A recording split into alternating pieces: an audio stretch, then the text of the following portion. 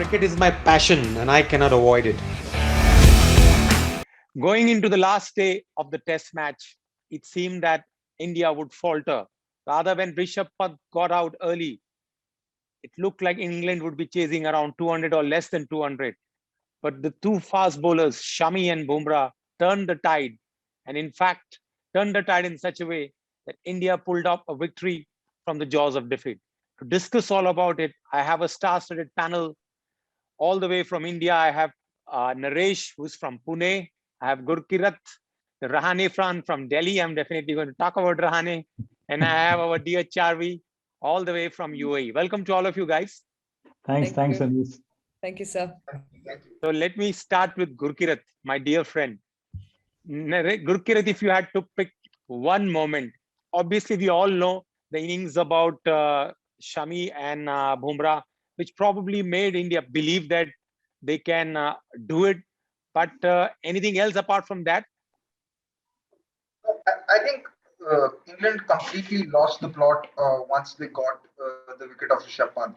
They allowed their egos to get the better of their plans because they just wanted to give a chill music to the Indian tail after what they had received from the likes of Bumrah and Shami at the end of day three, and I think that is where they lost the plot because if you look at the bowling plans, if you look at the pitch map, I don't think that even the first like in the first 50 balls that Shami and Bumrah played, I don't think 10 of them were even hitting the stumps.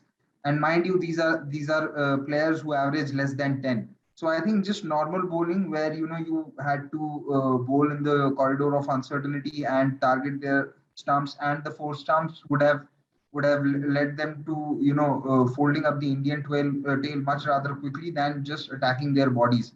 Also, Joe Root deserves a lot of criticism here because one of the few edges flew.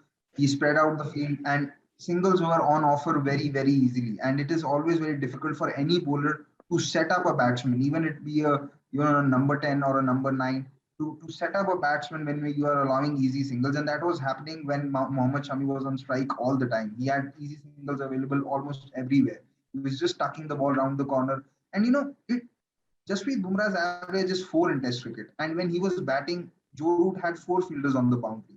How do you explain that? So a lot of criticism should go to Joe Root and the bowling coach of England as to what plans were on offer once Rishabh Pant was dismissed. Even allowing India to get to a lead of 200 would have meant advantage India because it's difficult chasing 200 in the fourth innings. But the fact that they almost reached 300 runs in that innings is just tells you about how they just completely lost the plot where they wanted to allow their egos to come forward, and that's not about it.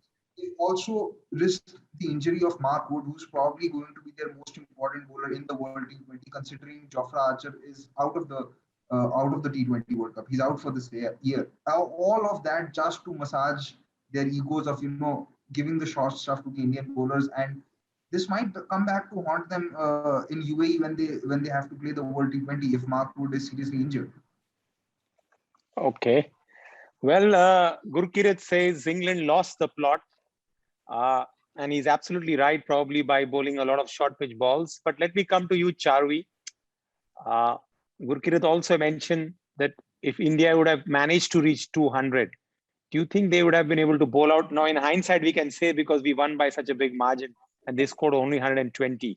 But when you're chasing 200 and when you're chasing probably 270 odd in 60 overs, you're not going to win the match. So do you feel that extra 70 runs or 80 runs what the tail end is added made a huge difference? It definitely added to the pressure for England when they were chasing. It was then added pressure. 200 by itself, according to me, considering the conditions, how the pitch was behaving, would have been challenging as well. But then again, sir, this is how it is, right? When we are chasing or when we go into chase, depending on the number that's there on the board, our mindset would change. And also because, if we would have heard the commentary very, very closely yesterday, Harsha Bhokle very clearly mentioned that, we are playing test cricket. So there is more than one possibility for an outcome. There could be a draw, there could be a win, there could be a loss. We're not playing white ball cricket or a short format cricket where we only have a win or we only have two results. Here we've got a third possibility of a draw as well. And I think England probably came in with the aim, perhaps not to win the game, but at least to draw it. That's how they were playing as well for a very long time. They stayed put. They were not looking to score massive amount of runs, though kudos to the Indian bowlers. I think they bowled some beautiful lines, but then again, there were some loose deliveries also going down the leg side where there were a lot of byes and, a lot of boundaries, some extras that went down that way. But adding that extra 70 odd runs definitely put that pressure on them. 101% put that pressure on. And obviously, so it's a number. When you're chasing, that number makes a lot of difference, because going in, when you're chasing, you're starting from zero. And then the other team has already scored a certain number of runs, be it 270, be it 200. So anyway, it would have been a pressure. For India, the 70 odd runs worked in their favor. I think that partnership won India the game. Fair point from Chavi too. He says partnership worked in India's favor. Naresh, let me come to you. Naresh, well, at the end of the fourth day, at any time, did you feel that India have already scored enough, or you felt that what is that amount of runs India wanted to be making sure that if they don't lose, at least they can draw the game?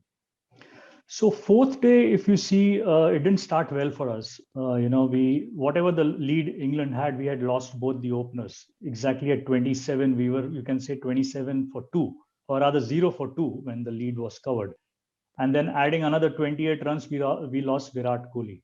So that moment, it was, can India go deep, and rather will there be a full fifth day? Because then suddenly I felt that there's a lot of time in the test now. And then that partnership of 3 hours of 100 runs between Rahane and Pujara, I think that was a foundation that, okay, we want to stretch. And end of the day, if you ask me, we lost those 3 wickets was a bit of a setback. Rahane, Pujara and Jadeja we lost. What came in my mind was the finals of the WTC. Are we going to give less runs with a lot of time in hand? That's what happened there was just too much time for them to chase on last day. And the entire onus was on Pant. The new ball was to be taken because bad light was called when Root wanted to take the new ball. So for me, 200 at least, but how many overs will be given for them to chase 200? But what we saw happen, and one thing was there on day 4, I kept saying we are also going to witness a thriller, because there was a thriller going on in Kingston, So I was of the hope that there is a thriller, but I can't say end of 4th day that India would win or England would win. It's going to be very close, depending on how deep India bats on 5th day. But Pant got out early, and that was a bit of a setback. And I completely agree. Root lost the plot. His body language showed it. Once India went cross about 220, his body language, and that is a difference in the captainship on how you portray yourself on the field. And at a point where he felt this is what I would like to chase in so much time, he went to the situation, okay, now I want to draw the game. And then it really went on. And then the thought came, is India delaying the declaration? Is then going to be enough time for India?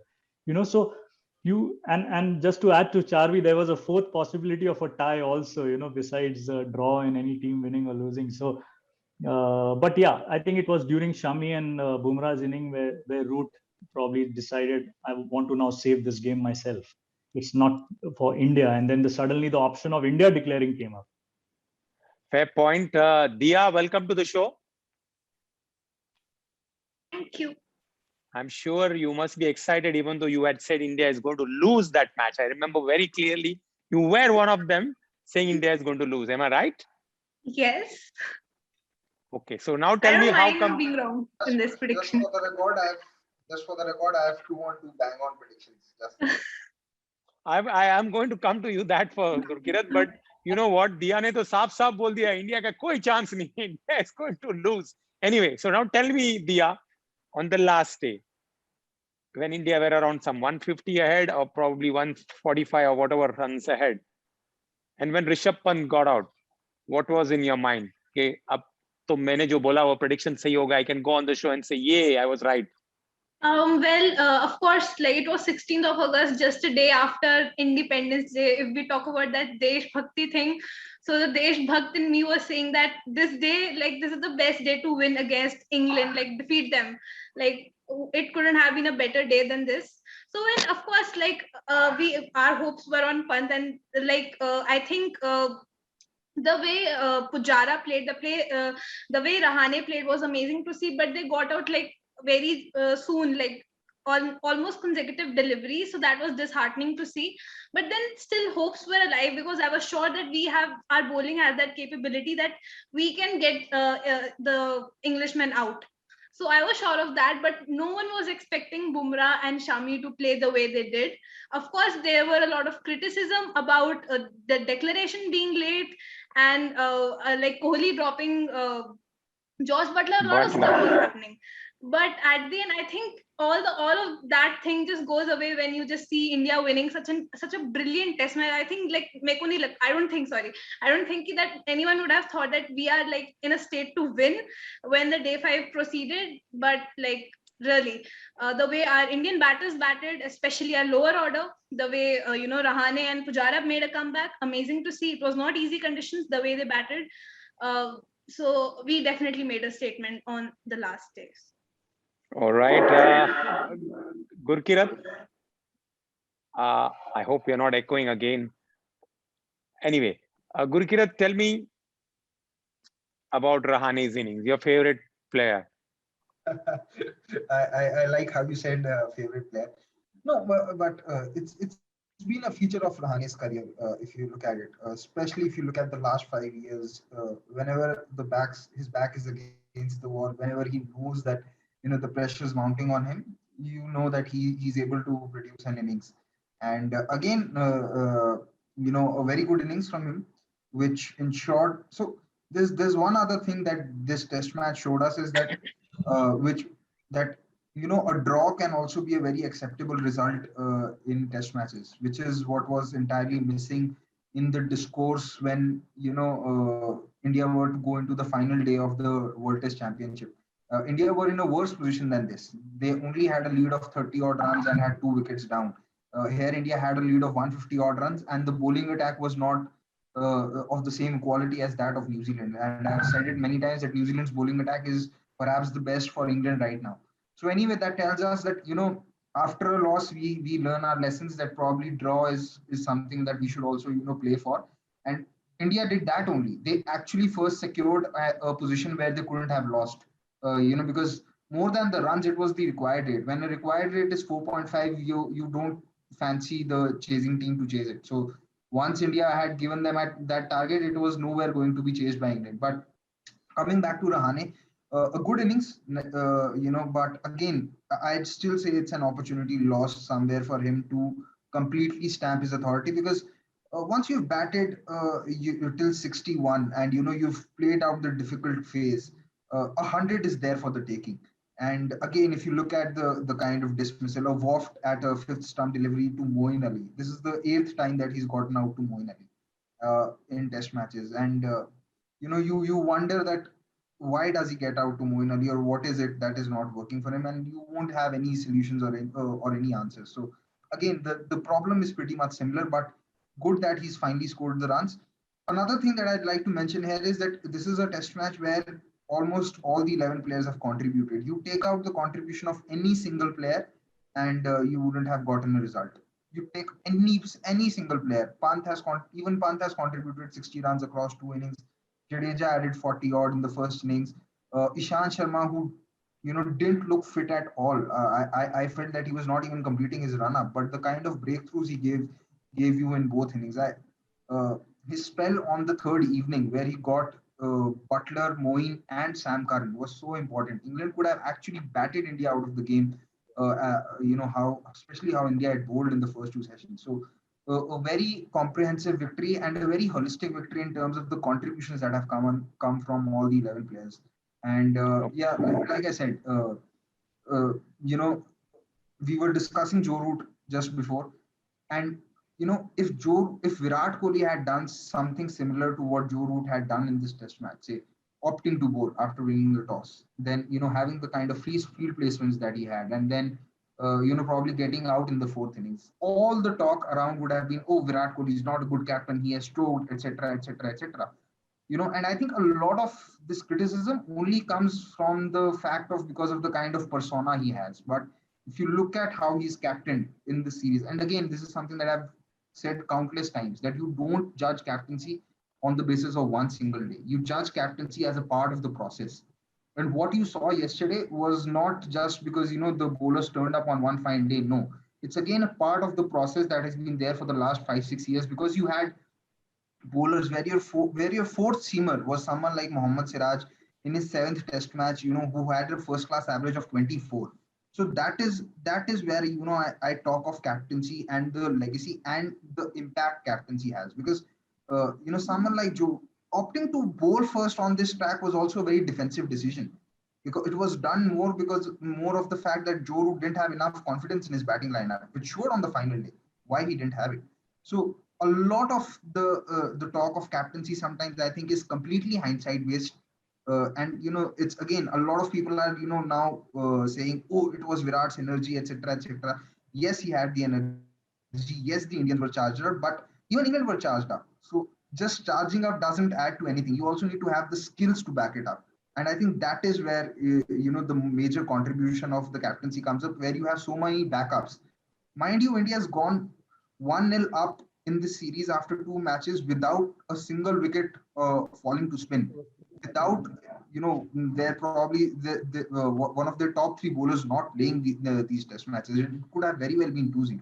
So that is where, I talk of the setup and the captaincy and everything. Because if you do the small things right, as Mahendra Singh Dhoni used to say, if you do the processes right, the results will follow. And that is exactly what is happening.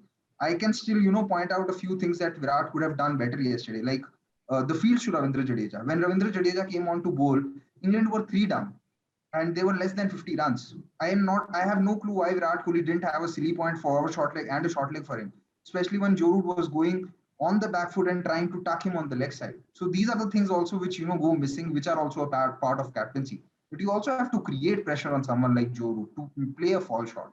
And another criticism that I have of Virat Kohli, despite the result, give me a break, Gurkirat. I have to take the other guest, so I otherwise will not be able to complete the show.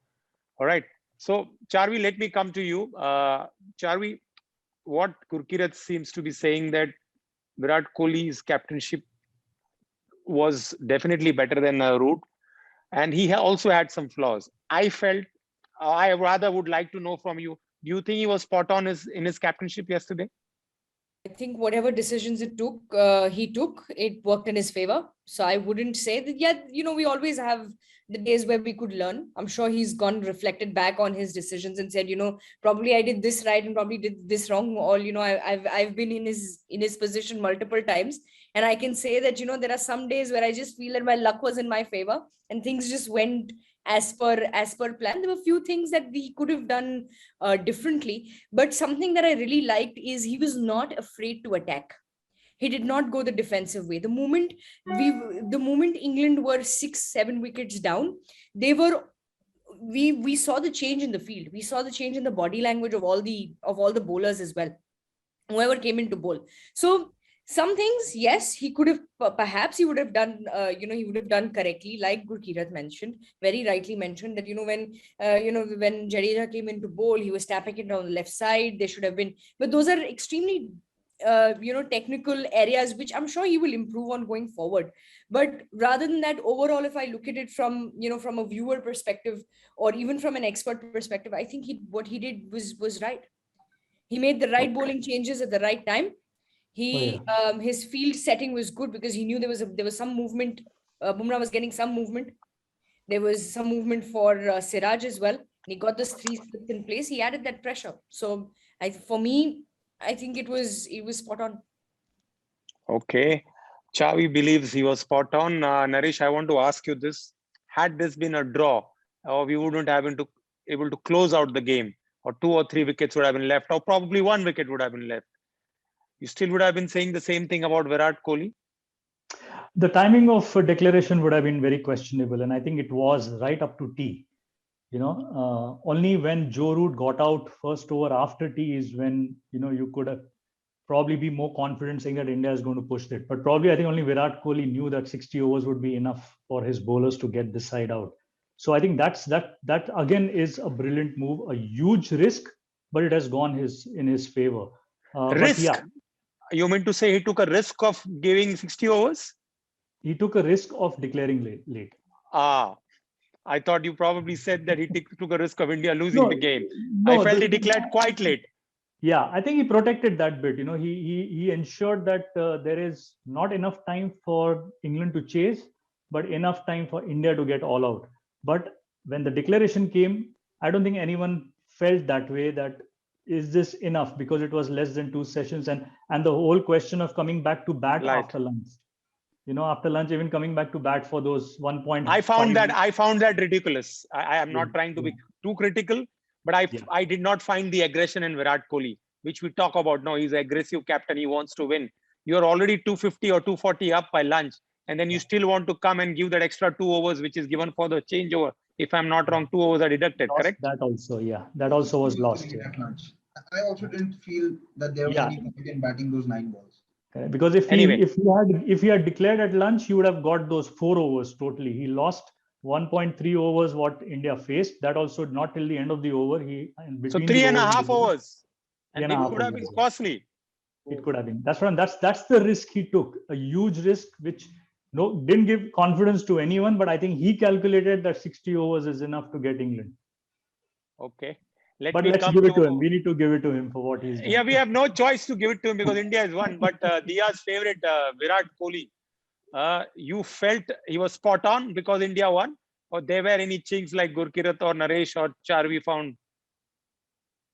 Definitely, I guess in the first innings when England was batting, there were a couple of bad DRS calls that's fine.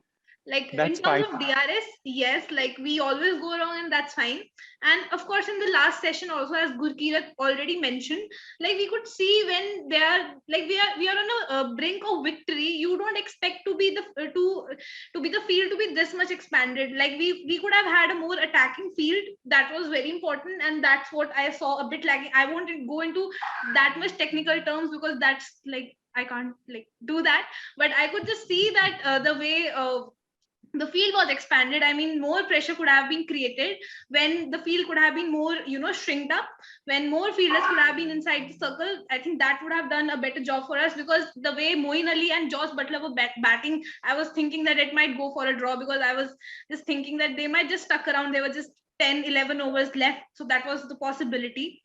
But we got through it, and of course intensity was very important, and I finally saw a charged up Virat Kohli in the last session. That's what I guess the kind of aggression that was required, and the way Mohammad Siraj, I mean, he was so fueled up, so pumped up, and that was visible in his performance as well. He was just waiting to get the ball, and he delivered right up, getting 4 wickets each in both the innings was a tremendous effort by him, and it was a great effort by whole team, I would say. But a special mention to Siraj. Not bad, but again, from my side, I would like to say, or to be a little critical about Virat. Okay, aggression is always there, which I like. I always like aggressive captain. But I found no reason for Jadeja to come on to bowl. Probably in the 10th or 12th over, he brought Jadeja to bowl in the 4th inning when the ball was moving around and swinging around left, right, and center. Anyway, now that India has won, all is good. I want to come to my friend again, Gurkirat. How would you take that knock of Pujara, the man who takes a lot of blows on his body? But if you had, do you think that Pujara's knock was equally important as was Rahani's? So we talk about only Pujara, and then we dilute to other things. Okay, when I come to that question to you, so tell me about Pujara. It was an important knock for sure, because it ensured that India did not on the but it was an important knock because it ensured that India did not lose the plot on the 4th day, because had Pujara been dismissed also earlier, then England could have gone out for an all-out attack, and we probably would have seen Indian batting folding up on day 4 itself.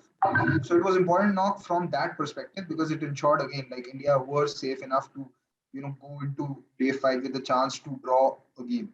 right? But the issue over here is, and these are some numbers that I've found on Chireshwar Pujara, is that his attacking shot percentage in the last 18 months has come down to 9%. It earlier used to be 20%. So when he was attacking 1 in 5 balls, now he's not even attacking 1 ball in 10 balls. So what it is doing is that Chireshwar Pujara individually cannot influence the games. He has to have some support to ensure that, okay, maybe there's an aggression at the end, or maybe someone is batting around him, because that is what also happened at the Gaba. Because if only Pujara would have batted, India would not have won the game. It needed an aggressive knock from Gill. It needed an aggressive knock from Pant. In Sydney as well, it needed an aggressive knock from Pant to get to bring India into a position where they could dictate terms to some extent. So again, the issue with Pujara is that if you can't look at him as someone who will impact the games in a manner that it will bring you to a consolidating position. It might take you out of a hole, but it will not be enough to ensure that you are in a winning position. And I think if you look at it, he batted 200 balls. Now, what is going to happen with his approach is that even if he's going to bat 250 balls, okay, he will not be able to have those big 100 runs because he's not taking enough risks to increase in scoring opportunity. He really rarely plays the cut. He rarely plays the hook or the pull, and his average on half volleys is 47 or 48 when the global average is 71. So I think somewhere he also probably needs to change his approach and become a little more aggressive once he gets set, because we saw now it might not be a fair comparison because Mohammad Shami doesn't have the same stake on his wicket, but if Mohammad Shami could score 50 of 60 odd balls, then it tells you that there was not enough demons in the pitch to constrain your run scoring that much. However, you can understand the situation as well. But this is not a one-off with Chireshwar Pujara. So he somewhere needs to find a balance between attack and defense and ensure that he keeps the the scoreboard ticking. Because at the end of the day, runs is the currency of this game. You can bat as many balls as you want, but if you're not going to put up runs on the board, it will still come back to bite you. Because at the end of day 6, India was still not in a position to be to be not in danger. They could have easily been folded up for 170, 180 and might have lost the game despite Pujara and Rahane batting big. So this is where he needs to find a balance as to when to attack and when to defend, because he's going to keep batting long, but he will not have enough runs to show for it. That is for sure. And I think that is exactly what has happened in the last 2.5 years since Sydney 2019. He's not had 100, particularly for this season, because after getting set, he's not becoming aggressive enough to take advantage of those loose balls. Okay. Charvi,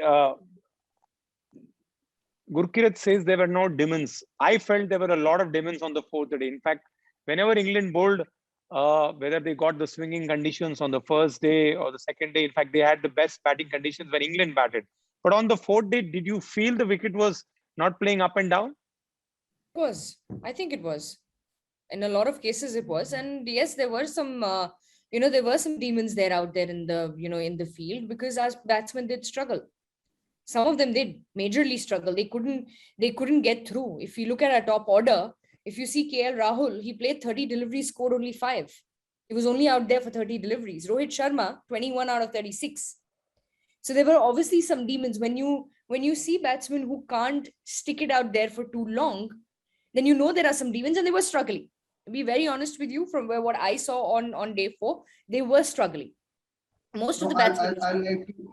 I'd like to disagree, because out of the first 3 wickets that fell, Rohit's and Virat's was to a bad shot and not particularly great bowling. The first one you could argue. So, I mean, I'm not. This is just it's just how I look at it. It's my it's my opinion and it's my viewpoint. However, it's like we say for Test cricket, the more time you spend out there in the field, the better it gets for you as a batsman. And I as a cricketer myself, played at a certain level, I do agree to that saying when they say that you got to keep your head down and you've got to do everything right out there, especially when the going is tough and when the conditions are difficult. If you take the example of Joe Root in the first innings, he spent a lot of time out there in the middle. He really spent a lot of time out there in the middle. And if we go back to our discussion before the game, we just said, hey, how do we get Joe Root out? I would want to know what I saw his batting very, very closely. And trust me, I don't see anything that he did wrong in that first innings. And there is nothing, I would not want to take away anything from the man because I think he played exceptionally well. That was one inning that everybody must watch. What fantastic batting that came from Joe Root. Similarly, if you see Rahane played 146 deliveries in the second innings. That was at day 4. He spent a considerable amount of time there. I'm sure when he walked in, we were not in a very good position. No, but that is what I'm saying. Rahane's strike rate was still around 40, while Pujara's was 20. The what is happening with Ishwar Pujara is that even after he spent time on the crease, he's not able to accelerate the scoring. You look at Rahul Dravid. Pujara's character as a player is very different from the character of Rahane as a player. So we can't, we are all different. There are all 11 players of characters on the field. Much with the character, but more to do with the skill, where Pujara doesn't have enough range and shots as much as what Rahane or a Joe Root has. I think it's completely unfair. I'm not saying, but then there is obviously, it's a combination of both here, right? With Test cricket, that's the trick. It's skill and character both together. How do the two blend together, and how do you make that a winning combination for yourself and for your team? So that's how if you speak to any of the analysts, perhaps they'll say that the character and the skill may be great, but if you don't have a good character to support it, then then your skill is gone to waste. I mean, that's how I agree to this point, and not because Gurkirat is talking about Pujara, but as you said that if you have the skill but not the character, and Virat Kohli has a lot of skill, and we've seen his last 20 innings. I'm afraid he's going out and playing the same shots. Anyway, let's move on to the next point, Naresh. I want to add to this point, your question on the pitch, and yes, whatever we are critical of Joe Root's captaincy for day 5, but on day 4, he changed Robinson after 2 overs and got in Mark Wood. This means he felt there is something which Mark Wood would benefit from this pitch, and that was that little extra bounce and the pace, which got KL Rahul and got Rohit Sharma. Rohit Sharma, yes, he just loves that pull, but this was little above the pull. Actually, it was little above his eye, and that's why he couldn't get what he wanted. So it was the change which was actually very well done by Joe Root. He stopped Robinson after 2 overs and then got in Mark Wood. Well, we all are critical, as I said, had India not won and had it been a drawn game, we would have been critical about probably Virat and would have said, no, Joe Root saved the game. Had he saved the game? Okay. But let's accept the fact he was the best batsman in both the test matches. You can't take that fact out. Yeah. I mean, we still don't know how to get him out, except that we have got him out thrice this time in the series, but he scored plenty of runs. Even in the last innings, he batted enough of balls. It's just that probably the break of momentum. I don't want to take away the credit from Bumrah. Of course, it was a good ball to get him out. But let me ask you, Naresh, about the point. Which I am just wanting to know from all of you all. In fact, you've had 4 innings, you've got 40 wickets, you've got a 150 from Jadeja, no wickets from Jadeja, and probably a decent enough score in the second innings of the first innings of the test we won. Would you pick Jadeja or Ashwin in the third test match? Yeah, so if you have to pick one spinner. It's been tricky for these 2 tests because Jadeja's role was to get a batsman at a lower order, deep batting, and someone who can bowl. That was his role, what we have seen in these 2 tests. But now with Pujara and Rahane, I would say they are on the track, getting confidence back. And overall, even for Virat Kohli, this win is going to boost the confidence. I think one of these 3 are, just at the corner of a big score. Maybe, and the way the tail has done in the first inning of both the tests, if he can build that confidence, or with that confidence go and get an Ashwin for Jadeja, there is a possibility. So will you do it? That's what I'm asking you. I will do it. I will get an Ashwin. And drop Jadeja? Because of Joe Root, we need to get Joe Root. Probably try out Ashwin to get Joe Root. Let me come to Dia. Ashwin or Jadeja in the next test match, and why? Definitely definitely I'll go with Ashwin because I don't know, like next time the conditions will definitely be different. But the way I think Moeen Ali was bowling and the way conditions were kind of suiting him in the second innings when India was batting, I could see that, you know, when India is going to come to bowl, we might be missing out on Ashwin. So that of course didn't happen. And of course it was our Indian fast bowlers who made us win this match. But I think in the next test match, Ashwin should come in. I have been saying since 2 test matches that he shouldn't be there. But I think now, I guess the kind of the way our lower order has batted, the way our top order is firing, the middle order is also kind of settled. So I think Ashwin can come in, and it's not like that he can't bat. So we'll have that batting thing as well and that bowling thing as well in him. So I think he should definitely come in. And I just want to say one more thing in this Pujara Rahane partnership, that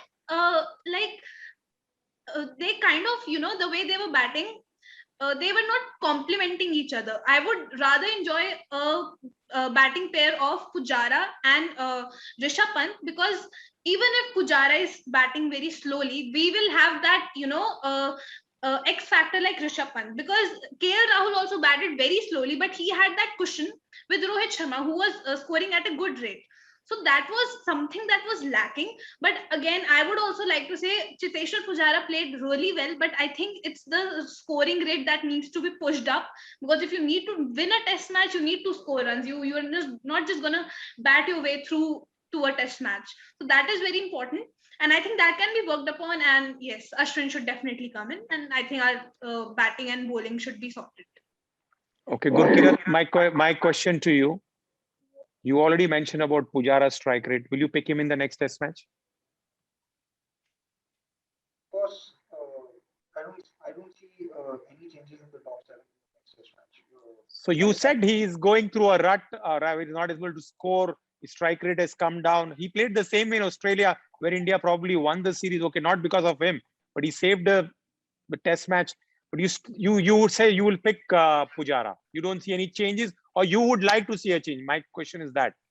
You still have to pick both Pujara and Rahane. My point was that you need, like Dia mentioned, you need someone who has to push up the scoring to ensure that, you know, at the end of the day, runs are being scored. And on the point of acceleration, like Dia, so you can you can drop Pujara if you want, if you feel so that runs are not coming. Who will do the scoring? My point is not about dropping. You're on mute. My point is not on dropping Pujara. My point is not on dropping Pujara. My point is around Pujara maximizing his ability. Because we saw KL Rahul was also 17 of 100 balls, but eventually he reached his 100 and 210 balls. That is what I'm talking about. That after a point, when you've gotten your eye in, then you have to ensure that you get the scoreboard ticking, else you just put more pressure on yourself. My point is about Pujara maximizing his ability, because Pujara's career strike rate, if you look at till 2017 or 2018, was in the 50s. It's now come down to 45, 44. So that is where the issue is. I still think that he should play anyway. That is not in question. And what about Jadeja and Ashwin? Whom would you pick? I'd pick both. There is no way. So who goes out? For me, I think one of the pacers will have to be rested. Who will be that? It will probably have to be just a second. There's a call. I'll come back. No, okay, I'll take you later. I'll just come back. Okay, no problem. I'll take somebody else by the time. Charvi, did I ask the question? Would you pick Ashwin and Jadeja? Not yet. Okay, what's your call on it? Because I got confused. Yes, perhaps we'll make that switch. We'll rest Jadeja. Have all the pacers. Will you rest him or will you drop him? Be very clear and specific. So that's what we want to know. Then rest is a diplomatic word. I will stick with the word rest there in that case. We'll rest Jadeja for the next test. Jadeja is the fittest player in the world. You can't rest him. We just, we'll probably make that switch. We'll drop him for the next test.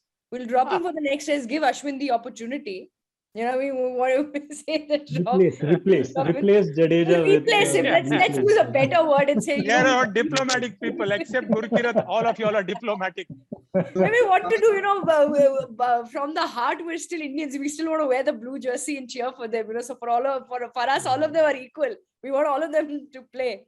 But yes, probably drop Jadeja, have Ashwin on board. bring Ashwin on board. And if there is, because I don't see any of the pacers to be dropped. Rather, especially if you look at Bumrah, Siraj, Shami, and Ishan Sharma, all four of them are extremely essential to the side. So, Jadeja, looking at how his performance has been in the game, then maybe dropping him and bringing Ashwin on board would not be the wrong decision. Would probably be a right decision going into the next test. Okay, we will take your word. We'll replace him. We will not drop him. So Gurkirat had something to say about Jadeja and Ashwin. Yeah. So for me, Jadeja You'll plays pick both. For me, both of them play, and the reason being that is one, you can't drop Jadeja because he averages 40 with the bat, and you need that cushion, especially with the form that your middle order has. It's just been one innings. It's not that all of them have been very consistent. So you need that cushion anyway. Okay, and you know what? If you don't play Jadeja and if you play Ashwin at 7, that puts a lot of pressure on Rishabh Pant as well, and he might have to play his unnatural game, or he might have to play much more defensive than what he's used to. So I don't think you will get the best out of Rishabh Pant as well if you have Ashwin at 7. Coming back to how Ashwin plays, you'll have to probably rotate or probably rest one of the 4 bowlers, because Bumrah's bowled 82 overs in 2 test matches. Mohammad Shami's bowled 78 overs. Siraj has bowled 68 overs. Ishant didn't look the fittest in this test match. He bowled 34 overs, and I felt at a lot of points that he was not completing his run-up. And he was probably bowling 4 or 5 kilometers lesser than what his average speed is. So I think, and also you can't expect your pacers to do all the job entirely. Another thing, I think Jadeja also as a spinner works better when he has Ashwin's support on the other end. So to maximize Jadeja as a bowler and Pant as a batsman along with Jadeja as a batsman, also you need Ashwin at 8. And one innings doesn't change the fact that Ashwin is a better number 8 than Ishant, than Shami, than Bumrah, or than even Shardul. Shardul has a first-class average of 16 and has 750s. Ashwin has a test average of 27 and has 1150s and 500s. So I think one innings, that, like I said in the preview show, one innings has made everyone feel that Shardul is an all-rounder, when I think Ashwin is still the better all-rounder if you just compare his numbers. So for me, one of the pacers will have to be rested purely because of the number of overs that they have bowled, and that is where Ashwin comes in. Okay, Naresh. Yeah, Naresh, I want to come to you only. Naresh, 40-45 overs Jadeja has bowled. I did not find one ball except that he got 1 wicket of a no ball. Not even one ball which felt like would take a wicket. You will take him as a spinner in the match? So that's what I'm saying. He played these 2 tests more to bat deep.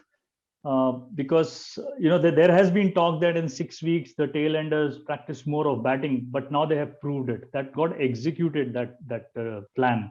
But the reason I'm not agreeing for a change at this point of time to any pacers is because there is already an 8-day gap. Absolutely. And England is under pressure. England has to announce a new squad, I would say it that way. Their batters, except for Joe Root, no one is succeeding. So that pressure needs to continue with these 4 pace attack who got them out in less than two sessions. So I would still look at this 4 pacers and Ashwin instead of Jadeja, and purely Ashwin to tackle Joe Root. No other change for the 3rd test. All right. We've had the opinion of all of them. Now quickly, I'll take one moment of all of you all, which actually made India win. So let me start with Dia. What is that one moment? Okay, there are many things like the innings of Rahul, the innings of Rohit to begin with, and then probably XYZ. You tell me that one thing which you feel was the blueprint for India winning the match. I'll say Joe Root's wicket, in the last session, that definitely lead us to us winning the test match, or else he would have definitely saved the test match. So it was Joe Root's wicket. Many moments were there, like all of them will mention. So for me, it was Joe Root's wicket in the last session. Charvi, what about you? I think the turning point was Bairstow, the review that we took, and that went into India's favor. That because it was given not out, and it was a good call there. That was the turning point of the game for me. It was Bairstow's wicket. Gurkirat, from you. Point probably has to be, I'd say, actually there have been a couple of turning points. So very difficult. One. Pick your favorite. then you'd have to probably go with the partnership of Bumrah and Shami because it ensured that India couldn't lose, which meant that they could attack relentlessly and and attack at a full tilt without the fear of losing. So I think you have to go with that probably. Okay, Naresh, last one with you. Bumrah and Shami starting with the new ball in second inning instead of Ishant and Bumrah. So the momentum of the bat they carried with the ball, that was the, that aggression continued. Okay, and that showed Virat's intention very clearly. Okay, we've had a decent show, but just I want to remember, I remember Diya saying India is not going to win. She said India is going to lose. Charvi, तुमने क्या prediction किया था? Say India will win. Yeah, I think Naresh, it was, आपने we all had said India will win. Except okay, except Diya. But no, but now I want to come to the selection. Maybe कुछ कहा था आप लोगों ने किसको लेना किसको नहीं लेना. I was spot on, I guess. Like I said, no Ashwin. And No Ashwin. he wasn't Yeah, there. I think we did say that we would have Ashwin and Jadeja. Ashwin. I think all of you all wanted a switch of Ashwin. You all did not get it. So anyway, we will be discussing the third test match. Won. So you won, no, but you lost one. I said that intentionally, but I'll take it. What were the player picks of everyone as to who will be the best you had said you want Ashwin and Ishant in.